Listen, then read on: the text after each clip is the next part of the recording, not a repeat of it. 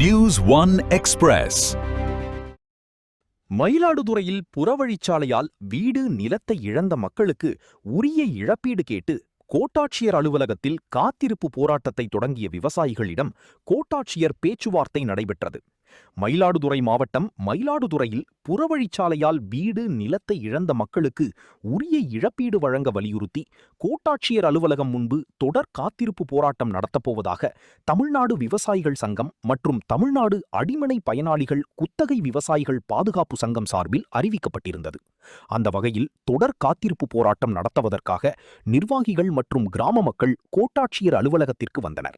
அவர்களிடம் மயிலாடுதுறை கோட்டாட்சியர் விஷ்ணுபிரியா பேச்சுவார்த்தை நடத்தியதை தொடர்ந்து போராட்டத்தை கைவிட்டு கலைந்து சென்றனர். இதுகுறித்து தமிழ்நாடு விவசாயிகள் சங்கம் மாநில செயலாளர் துரைராஜ் கூறுகையில், புறவழிச்சாலை பணிக்காக திருநாள் நல்வாழ்த்துக்கள், பல்லவராயன்பேட்டை, கழுக்காணிமுட்டம், வல்லாளகரம், உளுந்து குப்பை கையகப்படுத்தப்பட்ட வீடு நிலம் மற்றும் வெட்டப்பட்ட மரங்களுக்கு உரிய இழப்பீடு வழங்கப்படவில்லை. கோயில், அறக்கட்டளை, ஆதீனம் மற்றும் இந்து சமய அறநிலையத்துறைக்கு சொந்தமான இடங்களில் பல தலைமுறைகளாக குடியிருந்தும் நிலங்களில் சாகுபடி செய்து வந்த பொதுமக்கள் விவசாயிகளின் வீடுகளுக்கும் நிலங்களுக்கும் உரிய இழப்பீடு வழங்கவும், வெட்டப்பட்ட மரங்கள், அகற்றப்பட்ட மோட்டார் பம்பு செட்டுகளுக்கு இழப்பீடு கோரி காத்திருப்பு போராட்டத்தை தொடங்கினோம். கோட்டாட்சியர் பேச்சுவார்த்தை நடத்தியதை 3 நாட்களுக்குள் உரிய நிவாரணம் பெற்றுத் தருவதாக உறுதியளித்ததால் தற்காலிகமாக போராட்டத்தை விலக்கிக் கொள்கிறோம் என தெரிவித்தார். தமிழ்நாடு அடிமனை பயனாளிகள் குத்தகை விவசாயிகள் சங்க பாதுகாப்பு சங்கமும் இணைந்து இன்றைக்கு ஒரு காத்திருப்பு போராட்டத்தை ஆர்டிஓ அலுவலகம் முன்பு நடத்துவதாக முடிவெடுத்திருந்தோம். அதற்கு காரணம், மயிலாடுதுறையில் புறவழிச்சாலை பணி என்பது நடைபெற்று கொண்டிருக்கிறது. அந்த புறவழிச்சாலைக்கு நிலம் கொடுத்த விவசாயிகள் அவர்கள் குத்தகை விவசாயிகளாக இருக்காங்க, சொந்த பட்டாதாரர்களாகவும் இருக்காங்க. ஒரு 3-4 குடும்பங்கள் அதில் வீடு கட்டி வசித்து கொண்டு இருக்கிறாங்க. அந்த இடங்கள் ஆதீனத்துக்கு சொந்தமானது. ஆனால் அது பாதிக்கப்பட்ட நிலத்தை இழந்த விவசாயிகளுக்கோ, இல்லை பம்பு செட்டை இழந்த விவசாயிகளுக்கோ, மரங்களை இழந்த விவசாயிகளுக்கோ, குடியிருப்பவர்களுக்கோ எந்த விதமான இழப்பீடும் தராமல் இன்னைக்கு அந்த சாலை பணி நடைபெற்று கொண்டிருக்கிறது. இவற்றை கண்டித்து ஒரு சாலை மறியல் பண்ணணும். 4 முறை பேச்சுவார்த்தை நடத்தியிருக்கோம் வட்டாட்சியர் கிட்ட, ஆர்டிஓ கிட்ட.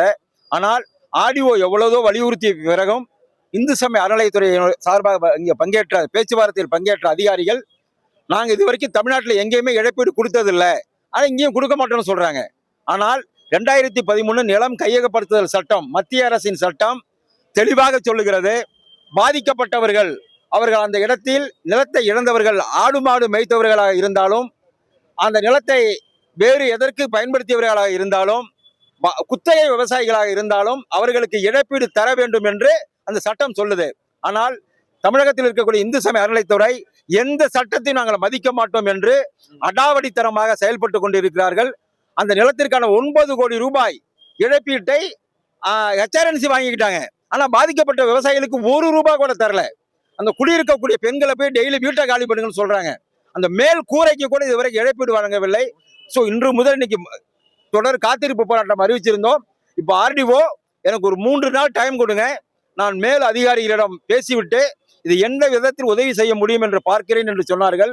ஆர்டிஓனுடைய அந்த உத்தரவாதத்தை ஏற்றுக்கொண்டு ஒரு 3 நாட்கள் இங்கே இந்த போராட்டத்தை நாங்கள் ஒத்தி வைத்து இருக்கிறோம்.